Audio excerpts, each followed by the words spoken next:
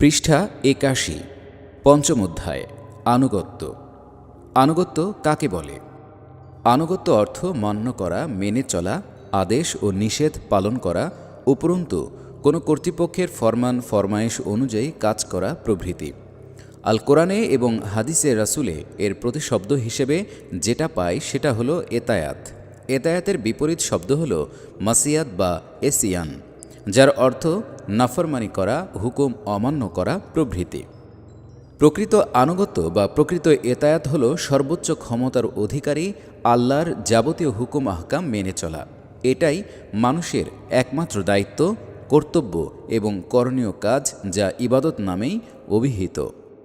এই প্রকৃত এতায়াতের ব্যবহারিক রূপ হল আল্লাহর এতায়াত করো, রাসূলের এতায়াত করো এবং উলিল আমরের এতায়াত করো। সূরা আন-নিসা আয়াত ৫৯। মান আতাআনি ফাকাদ আতাআল্লাহা ওয়া মান আসানি ফাকাদ আসাল্লাহা ওয়া মান ইউতিইল আমিরি ফাকাদ আতাআনি ওয়া মান আসাল আমিরা ফাকাদ আসানি। যে আমার এতায়াত বা আনুগত্য করল সে আল্লাহরই আনুগত্য করল, আর যে আমার হুকুম অমান্য করল সে আল্লাহর হুকুমই অমান্য করল। যে আমিরের আনুগত্য করল সে আমার আনুগত্য করল, আর যে আমিরের আদেশ অমান্য করল সে প্রকৃতপক্ষে আমারই আদেশ অমান্য করল। বুখারী ও মুসলিম। উপরে উল্লিখিত কোরআনের ঘোষণা এবং হাদিসে রাসূলের আলোকে পরিষ্কার বোঝা যায় আল্লাহর আনুগত্য রাসূলের মাধ্যমে, আর আল্লাহ ও রাসূল উভয়ের আনুগত্য উলিল আমর বা আমিরের মাধ্যমে। পৃষ্ঠা ৮২। তবে আল্লাহ এবং রাসূলের আনুগত্য শর্তহীন এবং নিরঙ্কুশ, উলিল আমর বা আমিরের আনুগত্য শর্ত সাপেক্ষ এবং আল্লাহ ও রাসূল প্রদত্ত সীমারেখার মধ্যে সীমিত। ইসলামের সাথে আনুগত্যের সম্পর্ক। ইসলাম ও আনুগত্য অর্থের দিক দিয়ে এক ও অভিন্ন, তেমনি দ্বীন এবং এতায়াত অর্থের দিক দিয়ে একটা অপরটার সাথে ওতপ্রোতভাবে জড়িত। ইসলামের শাব্দিক অর্থও তাই আনুগত্য বা আত্মসমর্পণ করা, এতায়াত শব্দের অর্থ তাই। এভাবে দ্বীন শব্দটির ৪টি অর্থ আছে, তার একটি আনুগত্য বা এতায়াত। দ্বীন ও ইসলাম যে বৃহত্তর আদর্শ ও জীবন ব্যবস্থা উপস্থাপন করে, সেই আদর্শ ও জীবন ব্যবস্থার মধ্যে দ্বীন ও ইসলামের আবিধানিক অর্থের, ধাতুগত অর্থের ছাপ থাকবে, এটাই স্বাভাবিক। এই শাব্দিক অর্থের আলোকে দ্বীনের এবং ইসলামের অন্তর্নিহিত দাবি অনুধাবন করলে দেখা যাবে যে এখানে আনুগত্যই মূল কথা। এই শাব্দিক অর্থের আলোকে দ্বীনের এবং ইসলামের অন্তর্নিহিত দাবি অনুধাবন করলে দেখা যাবে যে এখানে আনুগত্যই মূল কথা। সুতরাং আমরা এটা বলতে পারি ইসলামী আনুগত্য অথবা আনুগত্যই ইসলাম। দ্বীনের অপর নাম আনুগত্য, আনুগত্যরই অপর নাম দ্বীন। যেখানে আনুগত্য নেই সেখানে দ্বীন নেই, ইসলাম নেই। যেখানে ইসলাম নেই, দ্বীন নেই, সেখানে আনুগত্য নেই। যার মধ্যে আনুগত্য নেই, বাহ্যত সে ইসলামের যত বড় পাবন্দী হোক না কেন, যতই দ্বীনদার হোক না কেন, তার মধ্যে দ্বীন নেই, ইসলাম নেই। কারণ আনুগত্যই দ্বীন ইসলামের প্রাণসত্তা। আনুগত্যের গুরুত্ব ও অপরিহার্যতা। কোরআনের ঘোষণা, আল্লাহকে ভয় করো এবং আমার আনুগত্য করো। সূরা আশ-শুআরা আয়াত ১৫০। এখানে আল্লাহকে ভয় করে চলার এবং তার পছন্দনীয় পথে জীবনযাপন করার জন্যে রাসূলের আনুগত্যকে অপরিহার্য করা হয়েছে। আর এই দুটো শব্দ বিশিষ্ট নির্দেশ, অর্থাৎ আল্লাহকে ভয় করো, আমার আনুগত্য করো, মক্কার সূরাগুলোতে বারবার এসেছে।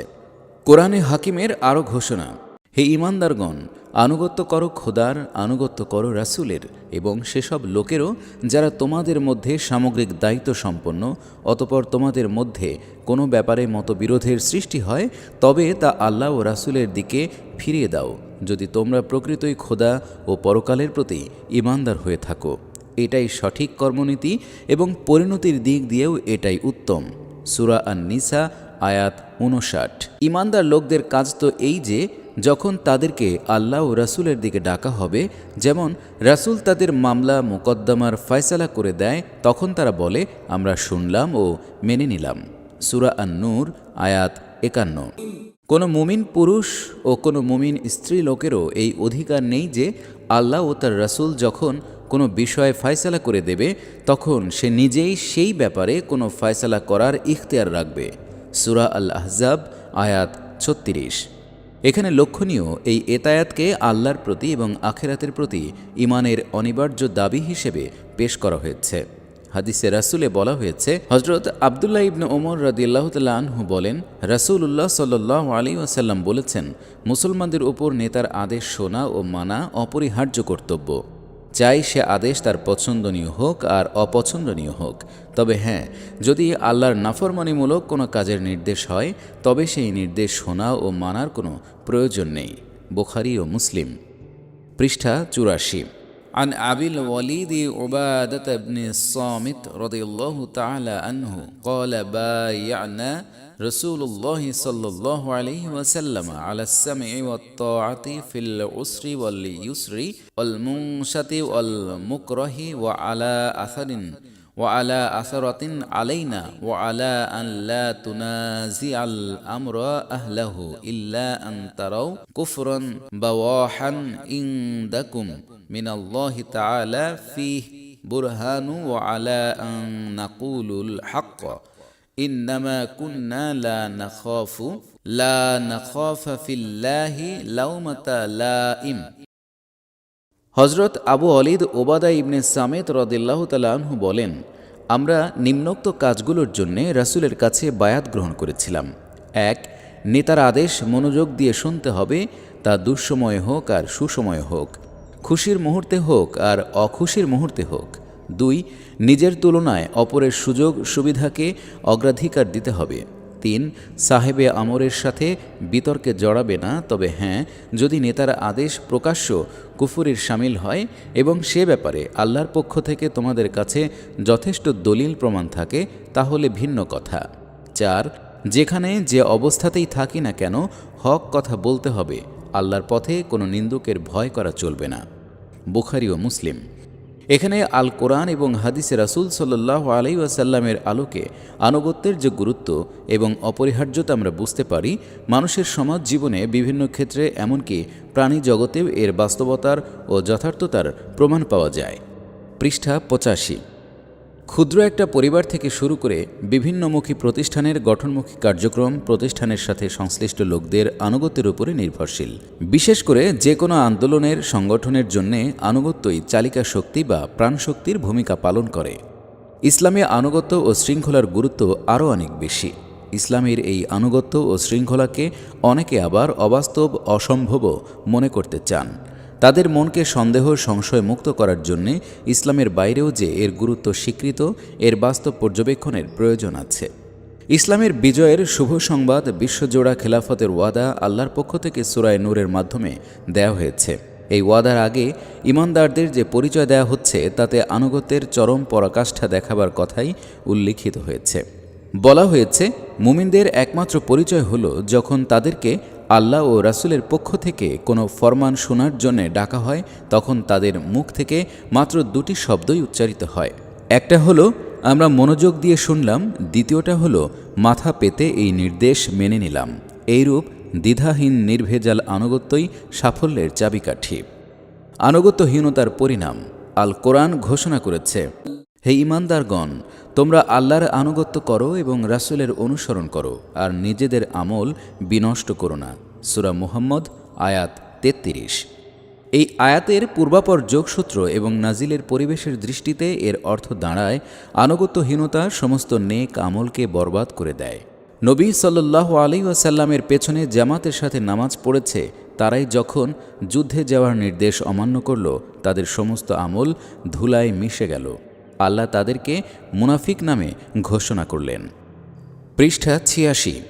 কোরআন পাকের আরও ঘোষণা, অথচ তোমরা তাদের প্রতি রাজি ও সন্তুষ্ট হলেও আল্লাহ তো কিছুতেই ফাসেকদের প্রতি সন্তুষ্ট হবেন না। সূরা আত-তাওবা আয়াত ৯৬। এই আয়াতের আলোকে বোঝা যাচ্ছে আনুগত্যহীনতার পরিণামে আল্লাহর রেজামন্দি থেকে বঞ্চিত হতে হয়। কোরআন আরও ঘোষণা করে, যদি তোমরা রাসূলের আনুগত্য করো তাহলে হেদায়েতপ্রাপ্ত হবে। আমার রাসূলের দায়িত্ব তো শুধুমাত্র দ্বীনের দাওয়াত সুস্পষ্টভাবে পৌঁছিয়ে দেয়া। সূরা আন-নূর আয়াত ৫৪। এই আয়াতে পরোক্ষ ইঙ্গিত রয়েছে, আনুগত্য প্রদর্শনে ব্যর্থ হলে হেদায়েত লাভের খোদা প্রদত্ত তৌফিক থেকে বঞ্চিত হওয়ার আশঙ্কা থাকে। হাদিসে রাসূলে বলা হয়েছে, মান খরাজা মিনাত তাআতি ওয়া ফারাকাল জামাআতা ফামাতা মাতা মাইতাতান জাহিলিয়াতা ফামাতা মাতা মাইতাতান জাহিলিয়া। যে আনুগত্যের গণ্ডি থেকে বের হয়ে যায় এবং জামাত থেকে বিচ্ছিন্ন হয়ে যায় অতঃপর মৃত্যুবরণ করে, তার মৃত্যু হয় জাহিলিয়াতের মৃত্যু। মুসলিম। উক্ত হাদিসে প্রথমত আনুগত্যহীনতাকে জামাত ত্যাগের শামিল বোঝানো হয়েছে, দ্বিতীয়ত এর পরিণাম হবে জাহিলিয়াতের মৃত্যু। আরও বলা হয়েছে মান কারিহা মিন আমিরিহি শাইআন ফালইয়াসবির ফাইন্নাহু মান খরাজা মিনাস সুলতানি শিবরং মাতা মাইতাতান জাহিলিয়া। যদি কেউ তার আমিরের মধ্যে অপছন্দনীয় কোনো কাজ দেখতে পায় তাহলে যেন সবর করে, আনুগত্য পরিহার না করে, কেননা যে ইসলামী কর্তৃপক্ষের আনুগত্য থেকে এক বিঘত পরিমাণ সরে যায় বা বের হয়ে যায় তার মৃত্যু হবে জাহিলিয়াতের মৃত্যু। আল হাদিস, পৃষ্ঠা 87। উক্ত হাদিসে প্রথমত আনুগত্যহীনতাকে জামাত ত্যাগের শামিল বোঝানো হয়েছে, দ্বিতীয়ত এর পরিণাম হবে জাহিলিয়াতের মৃত্যু। আরও বলা হয়েছে আন ইবনু উমর রাদিয়াল্লাহু তাআলা আনহু আনিন নবী সাল্লাল্লাহু আলাইহি ওয়াসাল্লাম قال من خلع يدا من طاعة لقي الله يوم القيامة لا حجة له ومن مات وليس في عنقه بيعة مات ميتة جاهلية। হযরত আব্দুল্লাহ ইবনে ওমর রাদিয়াল্লাহু তাআলা আনহু রাসূল পাক সাল্লাল্লাহু আলাইহি ওয়াসাল্লাম থেকে বর্ণনা করেছেন, তিনি বলেন, যে ব্যক্তি আনুগত্যের বন্ধন থেকে হাত খুলে নেয় সে কিয়ামতের দিন আল্লাহর সামনে এমন অবস্থায় হাজির হবে যে নিজের আত্মপক্ষ সমর্থনে তার বলার কিছুই থাকবে না।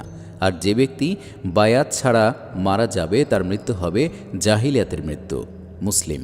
এই হাদিসেও আনুগত্য প্রদর্শনে অপারগতাকে বায়াতহীনতার শামিল বোঝানো হয়েছে, যার ফলে জাহিলিয়াতের মৃত্যু এবং আল্লাহর দরবারে জবাবদিহি করতে অক্ষম হওয়া। দ্বীনি ও ঈমানি দৃষ্টিকোণ থেকে আনুগত্যহীনতার এই পরিণামের পাশাপাশি এর জাগতিক কুফল, শান্তি শৃঙ্খলাহীনতা, অরাজকতা, ঐক্য সংহতির বিঘ্ন হওয়া প্রভৃতির উদ্ভব অবশ্যম্ভাবী। আল্লাহ আমাদেরকে আনুগত্যহীনতার এই উভয়বিধ কুফল থেকে হেফাজত করুন। পৃষ্ঠা 87। আনুগত্যের দাবি।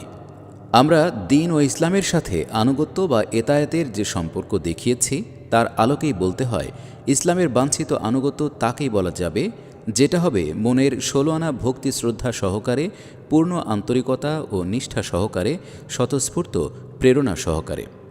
কোনো প্রকারের কৃত্রিমতা বা দ্বিধাদ্বন্দ্ব, সংকোচ সংশয়ের কোনো ছাপ বা পরশ থাকতে পারবে না। পৃষ্ঠা 88।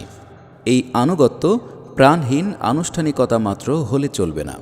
কোনো নির্দেশ বা সিদ্ধান্তের আক্ষরিক দিকটাই কেবল বাস্তবায়ন করলে চলবে না। উক্ত নির্দেশ বা সিদ্ধান্তের অন্তর্নিহিত দাবি মন মগজ দিয়ে উপলব্ধি করে নিষ্ঠার সাথে এবং সাধ্যমতো সর্বোত্তম উপায়ে বাস্তবায়নের চেষ্টা করতে হবে।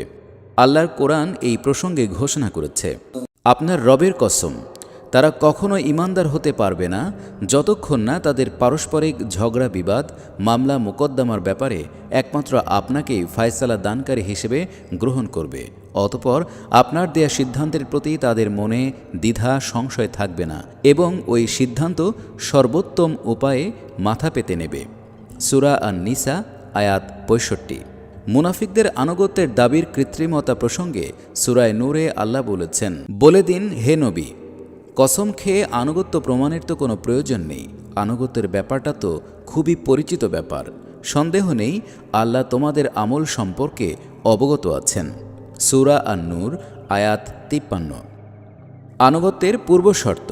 আল্লাহ তাআলা আল কোরআনে এবং নবী সাল্লাল্লাহু আলাইহি ওয়াসাল্লাম হাদিসে যত জায়গায় এই আয়াত উল্লেখ করেছেন তার প্রায় সব জায়গাতেই এই আয়াতের আগে সামায়াত শব্দটা ব্যবহার করেছেন, যার শাব্দিক অর্থ হল শোনা, শ্রবণ করা। বলা হয়েছে ওয়াসমাউ ওয়া আতিউ, শোনো এবং মানো। সামি'না ওয়া আতা'না, শুনলাম এবং মানলাম। পৃষ্ঠা 89। যে হাদিসটির মাধ্যমে আমরা জামায়াতি জিন্দেগির পূর্ণাঙ্গ চিত্র পাই সেখানে বলা হয়েছে, আমরুকুম বিখামসিন আল জামাআতি ওয়াস সামঈ ওয়াত তাআতি ওয়াল হিজরাতি ওয়াল জিহাদি ফি সাবিলিল্লাহ। আমি তোমাদেরকে 5টি জিনিসের নির্দেশ দিচ্ছি, জামাতের, শোনার এবং আনুগত্য করার, হিজরত এবং আল্লাহর পথে জিহাদ করার জন্যে। এখানে এতায়াতের আগে জামাতের কথা বলা হয়েছে।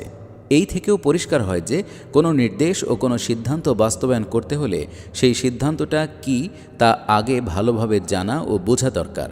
কোনো কিছুর উপর সঠিকভাবে আমল তো তখনই সম্ভব হবে যখন ব্যাপারটা সম্পর্কে, এর গুরুত্ব সম্পর্কে স্পষ্ট ধারণা হবে।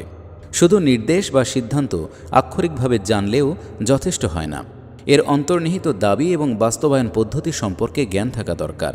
তাই কোনো সিদ্ধান্ত, তা মৌখিক হোক অথবা লিখিত হোক, আসার সাথে সাথে মনোযোগ দিয়ে তা জানার ও বোঝার চেষ্টা করতে হবে। এর গুরুত্ব, তাৎপর্য হৃদয় দিয়ে উপলব্ধির চেষ্টা করতে হবে। কোথাও কোনো ব্যাপারে অস্পষ্টতা থাকলে বা বুঝে না আসলে দায়িত্বশীল ব্যক্তিদের সাথে আলাপ আলোচনা করে অস্পষ্টতা দূর করে সঠিক বুঝ হাসিলের চেষ্টা করতে হয়। রাসূলের শেখানো দোয়া, আল্লাহুম্মা আরিনাল হাক্কা হাক্কান ওয়ারযুকনা ইত্তিবাআ অরজুকনা ইত্তেবাআহু ওয়া আরিনাল বাতিলা বাতিলান ওয়ারজুকনা ইজতিনাবা। হে আল্লাহ, আমাদের হককে হক হিসেবে দেখান আর তৌফিক দিন তার অনুসরণ করার, এবং বাতিলকেও বাতিল হিসেবে দেখান আর তৌফিক দিন তাকে বর্জন করার।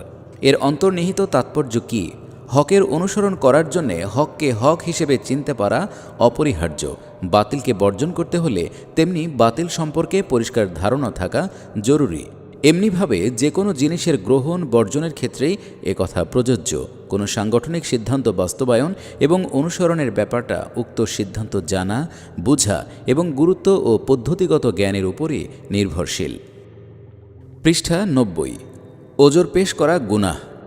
ইসলামী আন্দোলনের সারকথা, এটা ঈমানের দাবি, নাজাতের উপায় এবং মুসলমানের প্রধানতম কর্তব্য। সুতরাং এই কর্তব্য পালনের পথ করে নেয়া বা সুযোগ সৃষ্টির চেষ্টা করাই ব্যক্তির দায়িত্ব। এভাবে যারা সুযোগ সৃষ্টির উদ্যোগ নেয়, আল্লাহ তাদেরকে সুযোগ করে দেন। আল্লাহ পাকের ঘোষণা রয়েছে, যারা আমার রাস্তায় সংগ্রাম সাধনা করে আমি তাদের পথ করে দেই। সূরা আল আনকাবুত আয়াত 69। যে আল্লাহকে ভয় করে আল্লাহ তার পথ করে দেন, এমন উপায়ে তার রিজিকের ব্যবস্থা করে দেন যা কল্পনাও করা যায় না। সূরা আত-তালাক আয়াত 2-3। অভাব, অভিযোগ ও অসুবিধা প্রত্যেকের কিছু না কিছু থাকেই, এবং যার যার বিচারে নিজের সমস্যাই বড় করে দেখা মানুষের একটি প্রকৃতিগত দুর্বলতা। ঈমানের দাবি হল এসব অভাব, অভিযোগ বা অসুবিধা, বাধা, প্রতিবন্ধকতাকে আল্লাহর পক্ষ থেকে পরীক্ষা হিসেবে গ্রহণ করে এর অজুহাতে কাজ থেকে অব্যাহতি না চেয়ে বরং আরও বেশি বেশি করা। আল্লাহর কালামের ঘোষণা, কোনো বিপদ মুসিবত আল্লাহর অনুমোদন বা নির্দেশ ছাড়া আসতে পারে না। যারা আল্লাহর প্রতি সঠিক ঈমান এনেছে তাদের দিলকে আল্লাহ হেদায়েত দান করেন। সূরা আত-তাগাবুন আয়াত 11। অর্থাৎ তাদের দিল এই ব্যাপারে সঠিক বুঝ পেয়ে যায় এবং পরীক্ষায় উত্তীর্ণ হওয়ার সিদ্ধান্ত নেয়। এটা অজুহাত হিসেবে নিয়ে কাজ থেকে দূরে থাকার চিন্তা করে না। পৃষ্ঠা 91। আল কোরআনের ঘোষণায় এক পর্যায়ে এভাবে ওজর পেশ করে কোনো নির্দেশ পালন থেকে অব্যাহতি চাওয়াকে ঈমানের পরিপন্থী হিসেবে উল্লেখ করা হয়েছে। অন্যত্র অনুমতি প্রার্থনার সুযোগ দেয়া হয়েছে বটে, কিন্তু আলোচনার ধরন, প্রকৃতি ভালোভাবে অনুধাবনের চেষ্টা করলে দেখা যায় অনুমতি চাওয়াকে অপছন্দ করা হয়েছে। এটা গুনাহের কাজ এই বলে সূক্ষ্মভাবে ইঙ্গিত দেয়া হয়েছে যে যারা আল্লাহ এবং আখিরাতের প্রতি ঈমান পোষণ করে তারা কখনো আল্লাহর পথে জান মাল দিয়ে জিহাদ করা থেকে আপনার কাছে অব্যাহতি চাইবে না। সূরা আত-তাওবা আয়াত 44। সূরায়ে নূরে কথাটা অন্যভাবে আনা হয়েছে। বলা হয়েছে, মুমিন তো প্রকৃতপক্ষে তারাই যারা আল্লাহ ও রাসূলকে অন্তর থেকে মানে, আর যখন কোনো সামষ্টিক কাজ উপলক্ষে রাসূলের সাথে থাকে তখন অনুমতি না নিয়ে কোথাও যায় না। হে নবী, এভাবে যারা আপনার কাছ থেকে অনুমতি প্রার্থনা করে তারাই আল্লাহ ও রাসূলকে মান্য করে চলে। অতএব তারা যখন কোনো ব্যাপারে অনুমতি কামনা করে তাহলে তাদের মধ্য থেকে যাকে চান অনুমতি দিতে পারেন, এবং এরূপ লোকদের জন্যে আল্লাহর কাছে ক্ষমা প্রার্থনা করবেন। আল্লাহ অবশ্যই ক্ষমাশীল ও দয়ালু। সূরা আন-নূর আয়াত 62। এখানে সূরা নূরের আয়াতটি মূলত মুনাফিকদের লক্ষ্য করে বলা হয়েছে, যারা দায়িত্ব ও কর্তব্যে ফাঁকি দেওয়ার মন মানসিকতা নিয়ে অনুমতি চাইত। পৃষ্ঠা 92। এই মন মানসিকতা সহ ওজর পেশ ও অনুমতি অব্যাহতি কামনা আসলেই ঈমানের পরিপন্থী। সূরা নূরের কথাটা কোনো মৌলিক সিদ্ধান্তের ওপর আমল করা থেকে অব্যাহতি কামনা করা নয়, বরং কোনো সামষ্টিক কার্যক্রম থাকা অবস্থায় সেখান থেকে সাময়িক প্রয়োজনে একটু এদিক ওদিক যাওয়া আসার মধ্যেও সীমাবদ্ধ। এখানে জামাতি শৃঙ্খলার ব্যাপারটাই প্রধান। সেক্ষেত্রেও লক্ষণীয়, যারা কোনো কারণে অনুমতি প্রার্থনা করবে তাদের সবাইকে অনুমতি দিতে বলা হয়নি, বরং বলা হয়েছে তাদের মধ্য থেকে যাদের আপনি অনুমতি দিতে চান। দ্বিতীয়ত বলা হয়েছে তাদের জন্য আল্লাহর কাছে ক্ষমা চেয়ে দোয়া করবেন। ওজর পেশের সঠিক পদ্ধতি হল ব্যক্তি নিজে এই ওজরের কারণে কাজ না করার ফয়সালা নেবে না, বরং শুধু সমস্যাটা ঊর্ধ্বতন কর্তৃপক্ষকে জানাবে। কর্তৃপক্ষের সিদ্ধান্ত যাই আসুক, তাতেই কল্যাণ আছে, এই আস্থা রাখবে। আনুগত্যের পথে অন্তরায় কি কি? আনুগত্য প্রদর্শনে যারা ব্যর্থ হয় তারা আত্মপক্ষ সমর্থনে অনেক অজুহাত পেশ করে থাকে, অনেক সুবিধা ও অসুবিধার কথা বলে থাকে, কিন্তু আল্লাহ তাআলা এগুলোর স্বীকৃতি দেন না। তার পক্ষ থেকে আনুগত্যহীনতার কারণ হিসেবে পরকালের জবাবদিহির অনুভূতির অভাব, আখেরাতের জীবনের তুলনায় দুনিয়ার জীবনকে প্রাধান্য দেওয়ার কথাই উল্লেখ করা হয়েছে। কোরআন বলছে, হে ঈমানদার লোকেরা, তোমাদের কি হয়েছে যে যখন তোমাদেরকে আল্লাহর পথে বের হতে বলা হলো তোমরা মাটি কামড়িয়ে পড়ে থাকলে? তোমরা কি আখেরাতের মোকাবেলায় দুনিয়ার জীবনকেই পছন্দ করে নিলে? যদি এমনই হয়ে থাকে তাহলে জেনে নিও দুনিয়ার এই সব বিষয় সামগ্রী আখেরাতে অতি তুচ্ছ ও নগণ্য হিসেবে পাবে। সূরা আত-তাওবা আয়াত ৩৮। কখনো না, বরং প্রকৃত ব্যাপার হলো তোমরা প্রতিফল দিবসের প্রতি অবিশ্বাস পোষণ করো। সূরা আল ইনফিতার আয়াত ৯, পৃষ্ঠা ৯৩। বরং তোমরা তো দুনিয়ার এই পার্থিব জীবনকেই অগ্রাধিকার দিয়ে থাকো, অথচ আখেরাতের জীবনই উত্তম ও স্থায়ী।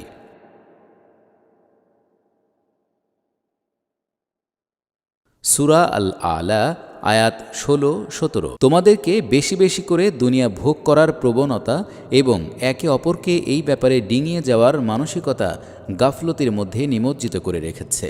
সূরা আত-তাকাসুর আয়াত ১। আল কোরআনের উল্লিখিত আয়াতসমূহের আলোকে সুস্পষ্টভাবে প্রতীয়মান হয় যে আখেরাতের অনুভূতির অভাব এবং দুনিয়া পূজার মনোভাবই আনুগত্যহীনতার প্রধানতম কারণ। দ্বিতীয় পর্যায়ের কারণ হিসেবে আসে যার যার জায়গায় নিজ নিজ দায়িত্বের যথার্থ অনুভূতির অভাব, সেই সাথে বিভিন্ন কাজের বা সিদ্ধান্তের গুরুত্ব সম্পর্কে সঠিক চেতনার প্রপার মোটিভেশনের অভাব।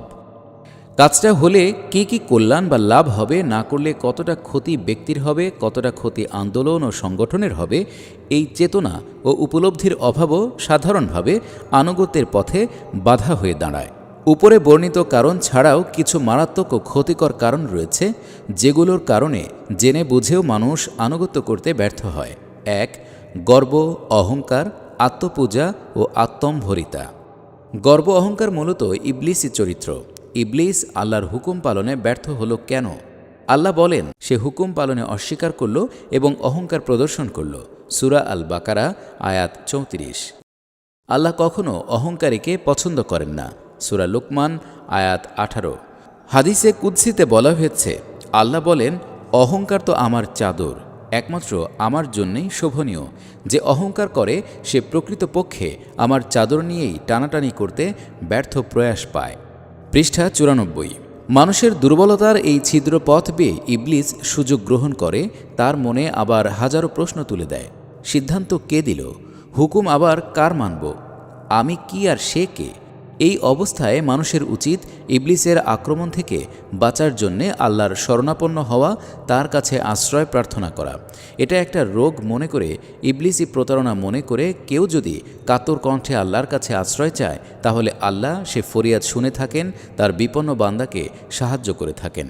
আল্লাহ পাকের ঘোষণা, যদি তোমরা শয়তানের পক্ষ থেকে কোনো উস্কানি অনুভব করো তাহলে আল্লাহর কাছে আশ্রয় কামনা করো, তিনি তো অবশ্য সব কিছু শোনেন এবং জানেন। সূরা হামিম আস-সিজদা আয়াত ৩৬। ২. এক পর্যায়ে দ্বিতীয় কারণ হৃদয়ের বক্রতা, যা সাধারণত সৃষ্টি হয়ে থাকে দায়িত্ব এড়ানোর কৌশলস্বরূপ নানারূপ জটিল কুটিল প্রশ্ন তোলার বা সৃষ্টির মাধ্যমে। মুসা আলাইসাল্লামের কওম সম্পর্কে আল্লাহ সূরা সফে বলেছেন, মুসা আলাইসাল্লামের কথা স্মরণ করো যখন তিনি তার কওমকে লক্ষ্য করে বললেন, আমাকে তোমরা পীড়া দিচ্ছ কেন বা উৎপীড়ন করছো কেন? অথচ তোমরা তো জানো যে আমি আল্লাহর রসূল। এরপরও যখন তারা বাঁকা পথে পা বাড়ালো, আল্লাহ তাদের দিলকে বাঁকা করে দিলেন। সূরা আস-সফ আয়াত 5। মুসা আলাইহিসসালামকে তারা উৎপীড়ন করত কিভাবে? আল্লাহ ও তার রাসূলের বিভিন্ন সময়ের বিভিন্ন নির্দেশ ফাঁকি দেয়ার, পাশ কাটানোর উদ্দেশ্যে আবোল তাবোল ও জটিল কুটিল প্রশ্নের অবতারণা করত।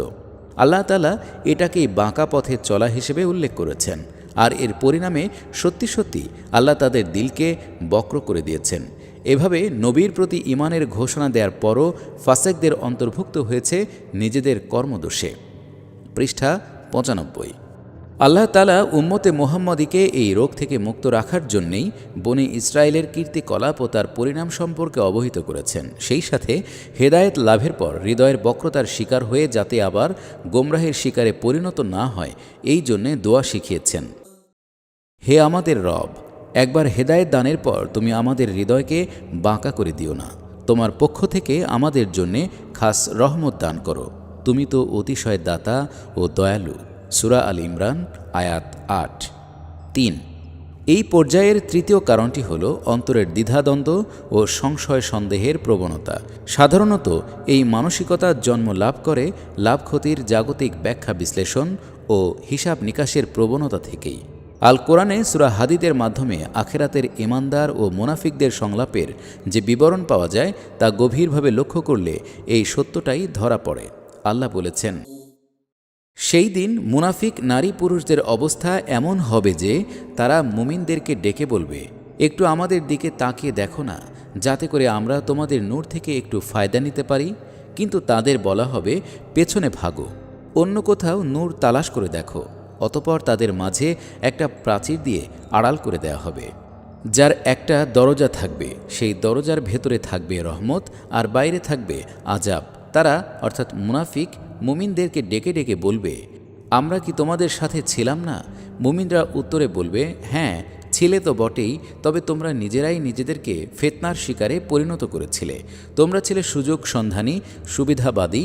তোমরা ছিলে সন্দেহ সংশয়ের শিকার। মিথ্যা আশার ছলনায় তোমরা ধোঁকা খেয়েছ।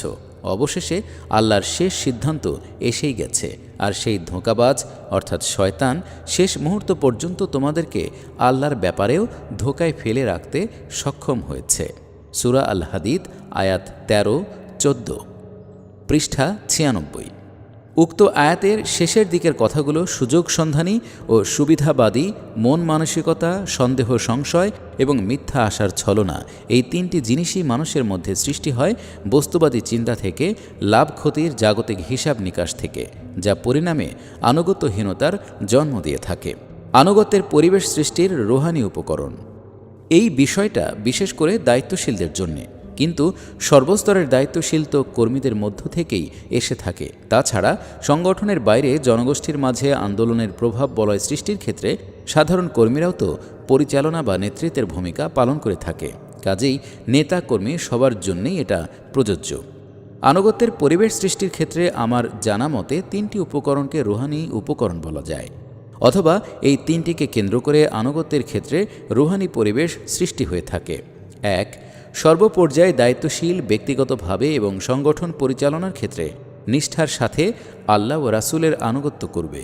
এই পথে উন্নতির জন্যে প্রতিনিয়ত আত্মসমালোচনার সাথে এই আনুগত্যের মান বাড়ানোর চেষ্টা করবে। পৃষ্ঠা 97। 2.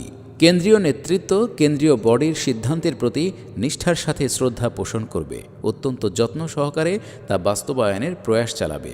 আর অধস্তন সংগঠনের নেতৃত্বের দায়িত্বে যারা থাকবে তাদের ঊর্ধ্বতন সংগঠনের ঊর্ধ্বতন নেতার আনুগত্যের ব্যাপারে আদর্শ স্থাপনের প্রয়াস পেতে হবে। 3. যাদের সাথে নিয়ে সংগঠন পরিচালনা করা হচ্ছে, যাদের মাধ্যমে সিদ্ধান্ত ও পরিকল্পনা বাস্তবায়নের কামনা করা হয়, তাদের জন্যে আল্লাহর দরবারে হাত তুলে দোয়া করা অভ্যাসে পরিণত হতে হবে। এছাড়া নেতৃত্ব যারা দেবে বা সংগঠন যারা পরিচালনা করবে তাদেরকে নিজ নিজ কর্মক্ষেত্রে নিম্নলিখিত কয়েকটি ব্যাপারে অগ্রগামী হতে হবে। নিজস্ব সহকর্মী সাথী সঙ্গীর গণ্ডি পেরিয়ে সাধারণ মানুষও তাদের এই অগ্রগামী ভূমিকা বাস্তবে উপলব্ধি করবে এবং স্বতঃস্ফূর্তভাবে তা স্বীকারও করবে। 1. ঈমানী শক্তি ও ঈমানের দাবি পূরণের ক্ষেত্রে। 2. ঈমানী শক্তি অর্জন ও প্রয়োগের ক্ষেত্রে। 3. আমল, আখলাক ও তাকওয়ার ক্ষেত্রে। 4. সাংগঠনিক যোগ্যতা ও দক্ষতার ক্ষেত্রে। 5. মাঠে ময়দানের কর্মতৎপরতা ও ত্যাগ, কোরবানি ও ঝুঁকি নেয়ার ক্ষেত্রে। উল্লিখিত 5টি ব্যাপারে কোনো নেতা বা পরিচালক অগ্রগামী হলে তার প্রতি কর্মী তথা সাধারণ মানুষের মনে স্বতঃস্ফূর্তভাবেই ভক্তি শ্রদ্ধা সৃষ্টি হতে বাধ্য। এই ভক্তি শ্রদ্ধার সাথে দিনী আবেগ জড়িত হওয়াটাও একান্ত স্বাভাবিক ব্যাপার। নেতা এই পর্যায়ে পৌঁছতে পারলেই কর্মীরা তাকে প্রাণ ঢালা ভালোবাসা, তার জন্যে প্রাণ খুলে দোয়া করে। তার কথায় সাড়া দিতে গিয়ে যে কোনো ঝুঁকি নিতে প্রস্তুত হয় দ্বিধাহীন চিত্তে।